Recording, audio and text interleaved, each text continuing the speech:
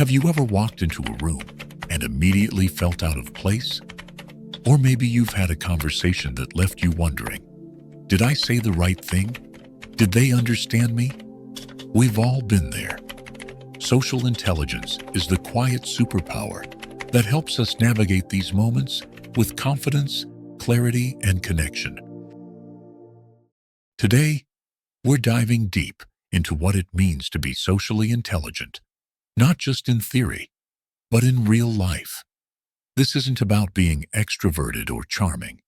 It's about understanding people, responding thoughtfully, and building stronger relationships in every area of your life. Whether at work, with friends, or even in fleeting interactions with strangers, this chapter will guide you through the key components of social intelligence. We'll break it down step by step, giving you practical tools, relatable examples, and actionable insights. You'll learn how to read people better, respond more effectively, and feel more confident in any social situation. So find a comfortable spot, take a deep breath, and let's begin this journey together. Part 1. What is social intelligence? Let's start at the beginning. What exactly is social intelligence? At its core, social intelligence is the ability to understand others, their emotions, motivations, and behaviors, and then use that understanding to interact effectively. It's not just about being good with people. It's about being aware, adaptable, and empathetic in a way that builds trust and connection. Think of it like a sixth sense. Some people seem to have it naturally. They know when to speak up and when to stay quiet, when someone is uncomfortable, and how to make them feel at ease. But here's the good news. Unlike some talents, social intelligence can be developed. It's a skill, not a gift. And in today's world, where communication happens faster than ever, and misunderstandings can spread like wildfire, social intelligence is more important than ever. It affects everything from job performance to personal happiness. A study by Harvard Business School found that employees with strong social skills earn higher salaries and are more likely to be promoted. Another study published in the Journal of Personality and Social Psychology showed that people with high levels of social intelligence report greater life satisfaction and stronger relationships. But how do you develop this kind of intelligence? Let's explore the key elements that make up this powerful skill set. Part 2. The building blocks of social intelligence. There are several key components that come together to form social intelligence. Think of them as tools in your toolbox. Each one serves a different purpose, and together, they help you navigate the complex world of human interaction. 1. Self-awareness. Before you can truly understand others, you need to understand yourself. Self-awareness is the foundation of social intelligence. It means knowing your own emotions, triggers, and biases.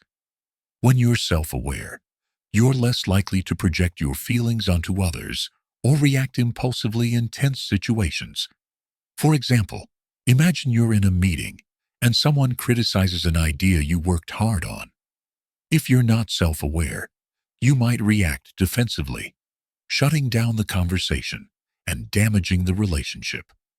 But if you recognize that your reaction comes from feeling personally attacked, you can pause, reflect, and respond more calmly, which opens the door for constructive dialogue.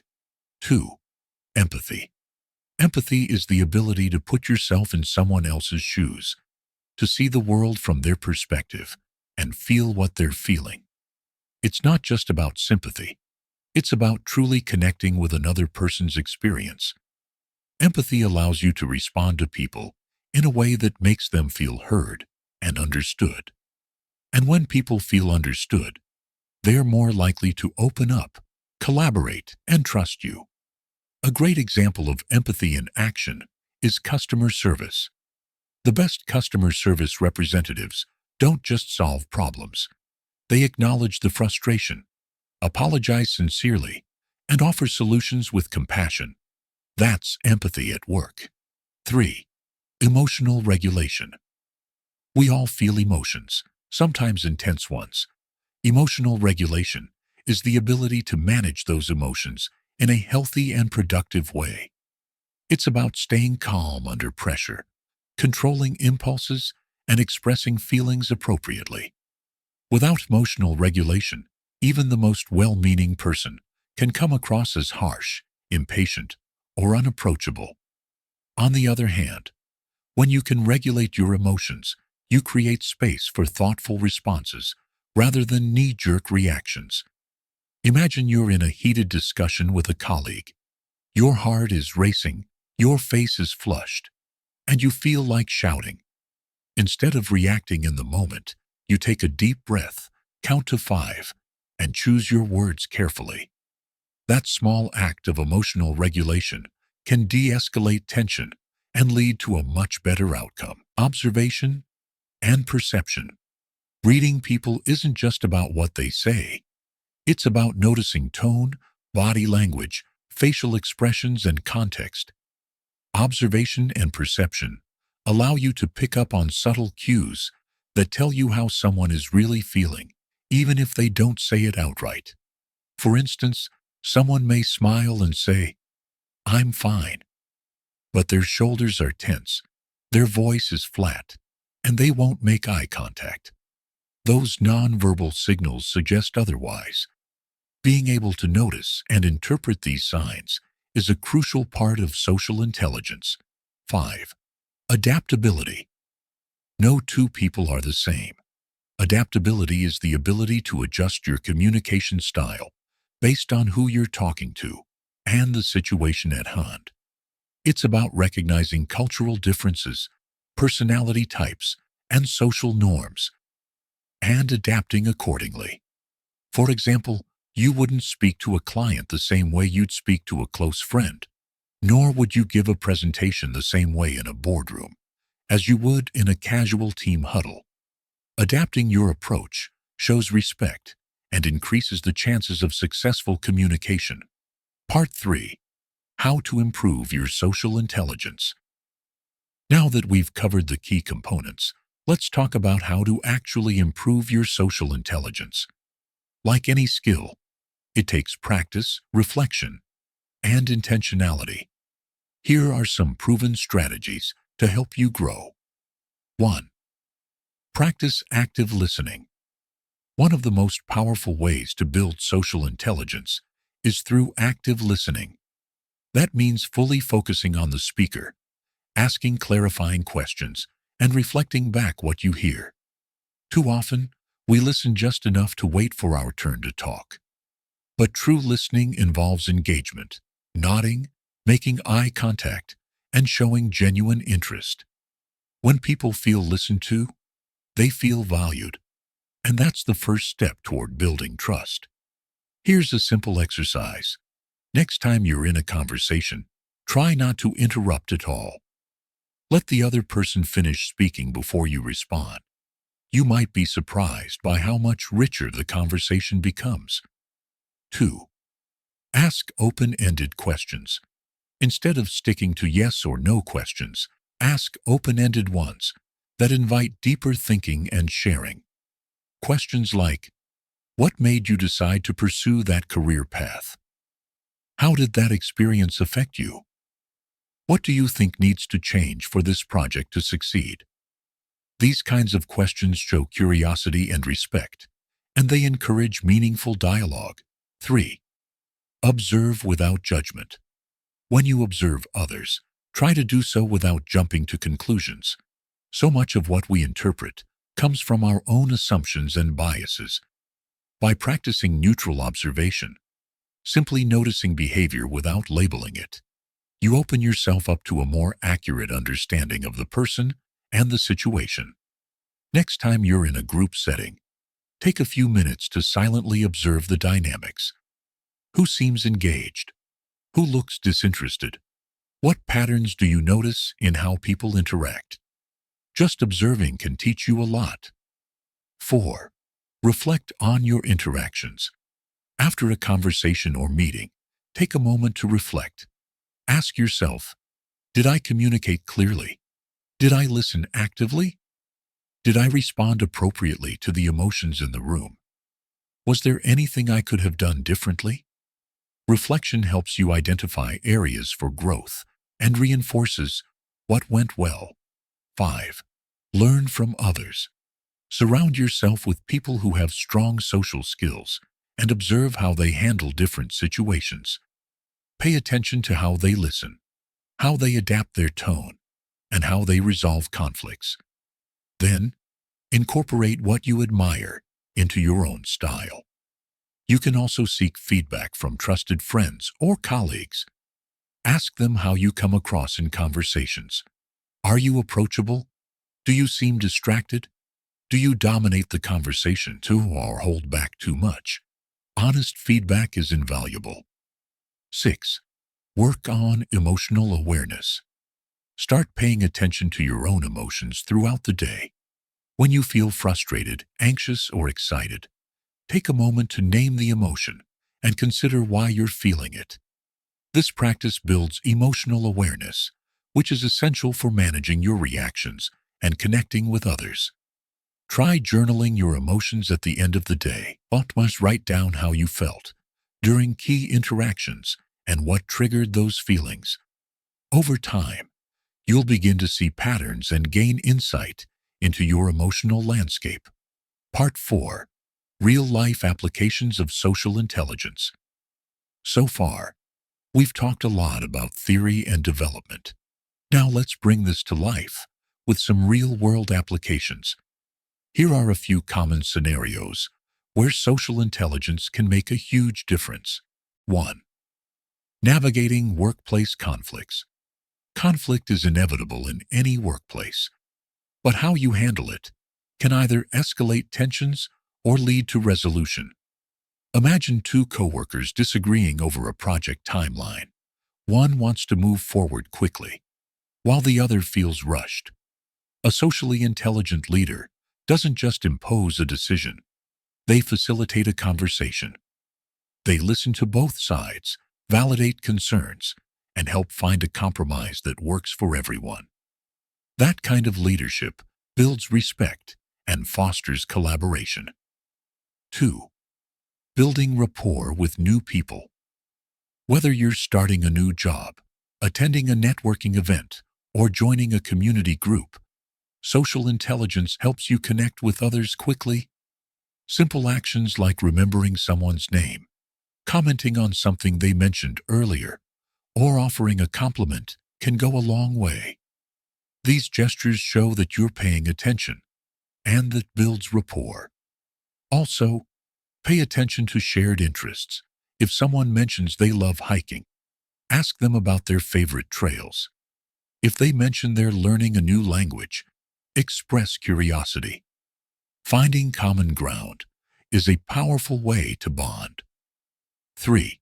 Handling difficult conversations. Difficult conversations are never easy, but social intelligence can make them more manageable. Whether it's delivering criticism, addressing a sensitive topic, or setting boundaries, the key is to approach the conversation with empathy and clarity. Use I statements to express your feelings without blaming the other person. For example, I feel concerned when deadlines are missed. I noticed the last email came across as abrupt. This approach reduces defensiveness and keeps the conversation focused on finding a solution. 4. Improving romantic relationships. In romantic relationships, social intelligence can prevent misunderstandings and deepen intimacy. It helps partners communicate more effectively, manage disagreements, and support each other emotionally. One effective technique is the soft startup, starting a difficult conversation gently instead of with criticism or blame. For example, can we talk about something that's been on my mind? I want to share something that's important to me. This sets a positive tone and encourages openness. Also, practice turning toward each other's bids for connection, whether it's a question, a joke, or a request for support. These small moments build trust and strengthen your bond. 5. Parenting with social intelligence. Parents who are socially intelligent model emotional awareness and effective communication for their children. They listen attentively, validate their child's feelings, and guide them through challenges with patience and understanding. For example, instead of dismissing a child's fear, a parent might say, "I know that feels scary. Can we talk about it together?" This teaches the child that their emotions are valid and that they can rely on their parent for support. As children grow, they learn to apply these skills in their own lives, leading to healthier relationships and better emotional regulation. Part 5. Common pitfalls and how to avoid them. Even the most well-intentioned people can fall into traps that undermine their social intelligence. Here are some common pitfalls and how to avoid them. 1. Assuming you know what someone else is thinking. We often jump to conclusions about others' intentions or feelings, but assumptions can lead to miscommunication and hurt feelings. Instead of assuming, ask. A simple, "I noticed you seemed upset. Is everything okay?" can clear up confusion and show that you care. 2. Overreacting to emotions. When someone expresses anger, sadness, or frustration, it's natural to feel defensive or overwhelmed. But reacting emotionally can escalate the situation. Take a moment to breathe and respond thoughtfully. Acknowledge their feelings without taking them personally. Say something like, "I can see this is important to you. Let's figure out how to move forward together." 3. Ignoring nonverbal cues. Words only make up a small part of communication. Tone, facial expressions, posture, and gestures all play a role. Ignoring these signals can cause you to miss critical information. If someone says they're fine, but their arms are crossed and their voice is tense, they probably aren't fine. Be attuned to the full picture. 4. Focusing too much on yourself. While it's important to be authentic, conversations shouldn't revolve around you all the time. Constantly steering the conversation back to your own experiences can make others feel unheard. Practice asking follow-up questions and showing genuine interest in what others have to say. 5. Trying to be perfect. No one is perfect, and trying to be flawless in social situations can actually hinder your connection with others. People appreciate authenticity more than perfection. Don't be afraid to admit when you don't know something or when you make a mistake. Apologize when needed and keep moving forward. That kind of humility builds trust and likability. Part 6. The long-term benefits of developing social intelligence. The effort you put into improving your social intelligence pays off in countless ways, both personally and professionally. In your career, you'll become a more effective communicator, collaborator, and leader. You'll navigate office politics with grace, build stronger networks, and stand out as someone who can be trusted and respected. In your personal life, you'll enjoy deeper, more meaningful relationships. You'll connect better with family, friends, and even strangers. You'll handle conflict with maturity and maintain emotional balance in challenging situations. Perhaps most importantly, developing social intelligence boosts your own emotional well-being.